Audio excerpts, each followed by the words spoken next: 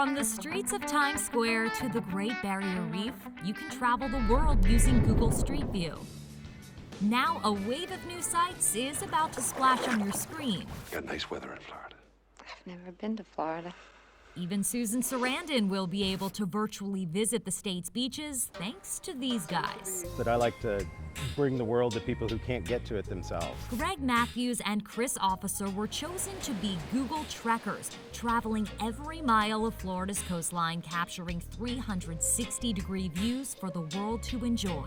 To say that we trekked, over 400 miles will be a fulfillment. One trekker takes photos while the other walks ahead in search of obstacles. You're flying, man. And the numbers are astounding. The team walks 10 miles a day, carrying a camera equipped with 15 lenses. It snaps a photo every 2.5 seconds, up to 10,000 panoramas every day. It's cutting edge, so it's brand new. Brand new technology that I got to try out. Kind of is over your center of gravity, so that Kind of, helps yeah. a little. With all that walking, beach bliss can quickly turn into beach blisters, but like MacGyver,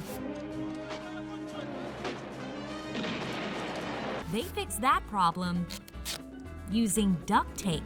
I think you guys have come across a new fashion trend here. Google Trekkers, giving you a way to surf these waves while surfing the web. For The List, I'm Ashley Porter. Maggie Baugh didn't always sound this good. Her song Middle School was inspired by her own dreadful experience. It sucked. Maggie was bullied, name-called, in class, online, she says. Like at the end of 7th grade, I felt like I didn't have anybody. Complaints to her school went nowhere. It doesn't need to get to the level in which, in our situation, it did. I mean, we ended up calling the police. Halfway into 7th grade, Maggie and her parents decided the only way to stop the bullying was to leave the school she auditioned to get into. But leaving my dream, that was hard. The same year Maggie says she complained about being bullied, her school reported 8 bullying incidents, while one of the largest schools in the county, Okehele Middle, reported 20 bullying incidents, more than any other school district-wide. We're headed to a mass shooting in Palm Beach County. Lowell Levine of the Stop Bullying Now Foundation has been publicly critical about school reports on bullying. They want to protect the image of the school district, and they want to protect the jobs of the principals. The proof, he explains, are in the numbers. Numbers even Palm Beach County's own bully watchdog questioned when we pointed them out. Yeah, I would have to question why a school center might not have any incidences of bullying. Now a sophomore in high school, Maggie Baugh's middle school lows are now a YouTube high note. More of Maggie is on the way. And then Midnight Train right here isn't one of my singles, but I have another single coming out. And it all started during a time she wanted so badly to end. So what do you want to say to those bullies now? Ha.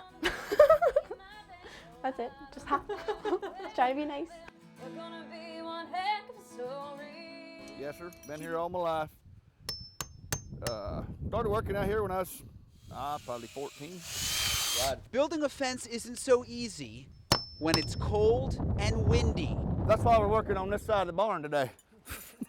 At Bluefield Cattle Ranch outside Okeechobee, they're getting ready for 28 degrees. You just have to be sure your wells don't freeze, pump, stuff like that. I mean, it kills the grass, basically, is what it does when it gets like that. And then you have to worry about haying your cattle and what they're going to eat for the next few weeks till it finally comes back. Grass is a big deal here. When the grass dies, it means they have to buy hay. Basically goes into the cost of your calves at that point. What you get out of them, you got to figure that out as a loss. That ain't really a loss, I don't guess. It's an expense, what you would call it.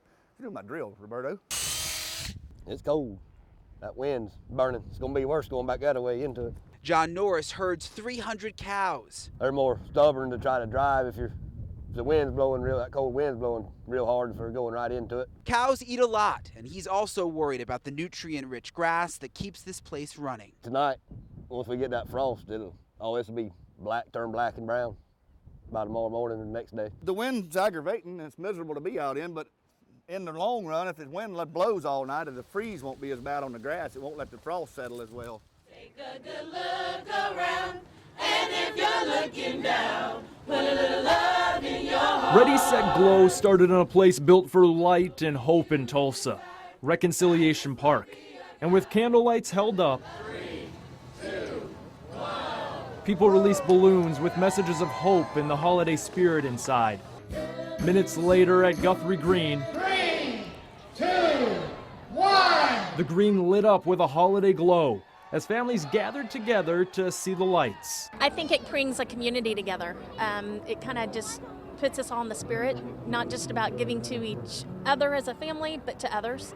So it kind of opens our hearts and minds. And even as the temperature kept dropping tonight, kids lined up to see Old St. Nick because you can't kick off the holiday season without Santa. You always ask everybody what they want for Christmas. That's right. What does Santa Claus want for Christmas?